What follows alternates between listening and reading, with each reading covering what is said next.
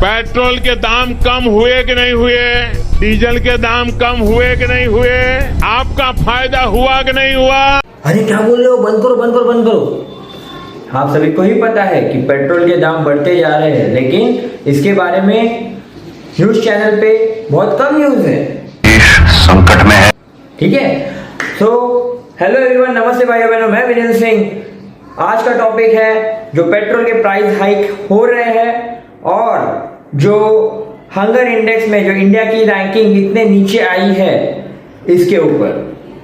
पहले तो जान लेते हैं कि पेट्रोल की जो कीमत है इतनी बढ़ती जा रही है, इसका रीजन क्या है एग्जैक्टली, ठीक है। 8 साल पहले पेट्रोल के रिटेल प्राइसेस में क्रूड ऑयल, जो असली पेट्रोल का प्राइस होता है, वो 2/3 था और excise duty, VAT, dealer commission मिला के 1/3 सेगमेंट बनता था। Here we are comparing the figures that were before 2014 और अभी इतना पेट्रोल का प्राइस क्यों है। आज 2/3 is dealer, tax etcetera etcetera, और जो पेट्रोल मिलता है आपको वो 1/3 है।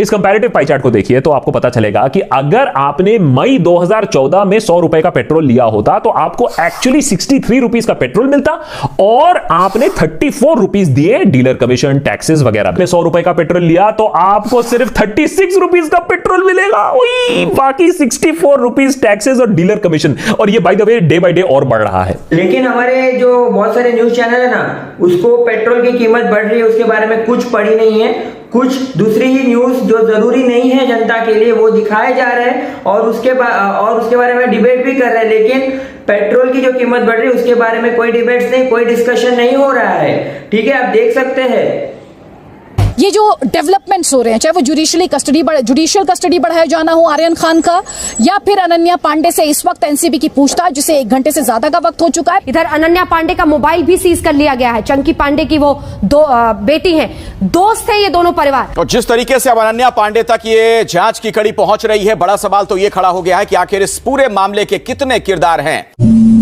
और सबसे ऊपर पेट्रोल की कीमत अगर बढ़ रही है और अगर जनता रोष कर रही है तो कुछ नेता लोग कह रहे हैं कि 95% से ज्यादा लोग पेट्रोल यूज ही नहीं करते। बाबा ये कौन सा लॉजिक हुआ, मुझे समझ में नहीं आता है। देखिए क्या कह रहे हैं ये नेताजी। आज समाज के अंदर 95% लोग हैं जिनको पेट्रोल की आवश्यकता नहीं है। जब एक नेताजी को पूछा गया पेट्रोल के प्राइस राइज के बारे में तो वो कहते कि अफगानिस्तान चले जाइए तो तालिबान चले जाओ। देखिए एक समय था जब थोड़ी सी भी प्राइस में राइज हो जाती थी पेट्रोल के रिलेटेड या सिलेंडर की कीमत बढ़ जाते थे, कुछ ऐसे नेता लोग थे जो सड़क पे आकर आंदोलन करने लग जाते थे, लेकिन अभी चुप है। और कुछ सेलिब्रिटीज भी थे जो मतलब ट्विटर अकाउंट्स के थ्रू क्रिटिसाइज करते थे कि थोड़ा सा भी पेट्रोल अगर बढ़ गया या सिलेंडर के भाव बढ़ गए तो वो बात करते थे, लेकिन अभी वो भी चुप है। क्यों पता नहीं, शायद उनके पास बहुत ज्यादा पैसा आ गया है कि उनको पेट्रोल की कीमत की फिक्र ही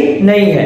और जब आप सबसे बड़ा उदाहरण ले जो हमारे आदरणीय बाबा रामदेव जी है, उन्होंने कहा था कि 35 रुपए में पेट्रोल मिलेगा, ठीक है। देखिए 70-80 रुपए का पेट्रोल चाहिए कि 35 रुपए का? तो आपको जो 35 रुपए का पेट्रोल दिलाएगा उसको वोट दोगे या 75-80 दिलाने वाले? अभी के दिनों में जब रिसेंटली हंगर इंडेक्स आया था तो हमारे भारत देश की रैंकिंग बहुत नीचे आई थी। बहुत ही शर्मनाक बात है कि बहुत लोग भूखमरी से मर रहे हैं, लेकिन इसके बारे में न्यूज चैनल बात नहीं करे, उल्टा कवर अप कर रहे हैं कि जानबूझ के ऐसे न्यूज बता रहे हैं कि जो फॉरेन एजेंसीज होती है जानबूझ के ऐसे रैंकिंग निकाल रही है और हमारे देश को मतलब पीछे दिखाना चाहते हैं। ये सब चीजें हो रही है।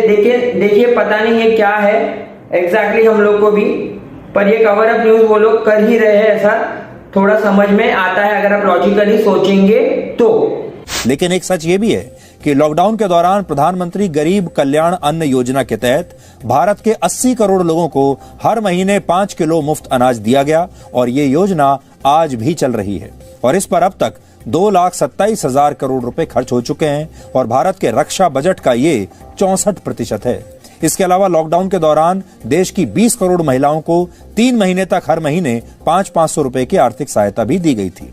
संयुक्त राष्ट्र की एक रिपोर्ट के मुताबिक पिछले 10 वर्षों में भारत के 27 करोड़ लोग गरीबी रेखा से बाहर आए हैं और अब 1990 के मुकाबले भारत में गरीबों की संख्या आधी रह गई है। लेकिन पश्चिमी देशों की गैर सरकारी संस्थाओं को यह सब दिखाई नहीं देता और ये जब भी भारत के मामले में कोई रिपोर्ट तैयार करते हैं तो उसमें भारत की स्थिति को अक्सर बहुत खराब दिखाया जाता है। हम जैसे लोग बात कर रहे हैं, as a common man I am also speaking because हमें हमारे देश के लिए सच्ची में कुछ लगता है, ठीक है, और सच्ची में हम चाहते हैं कि हमारा देश आगे बढ़े, सच्ची में सुजलाम सुफलाम बने। मेरी सभी अथॉरिटी, सारे जो बड़े लोग हैं, सबसे अनुरोध है कि सच्ची में अच्छे ऑप्टिमिस्टिक पॉलिसीज लाइए और सच्ची में हमारे देश को आगे बढ़ाइए।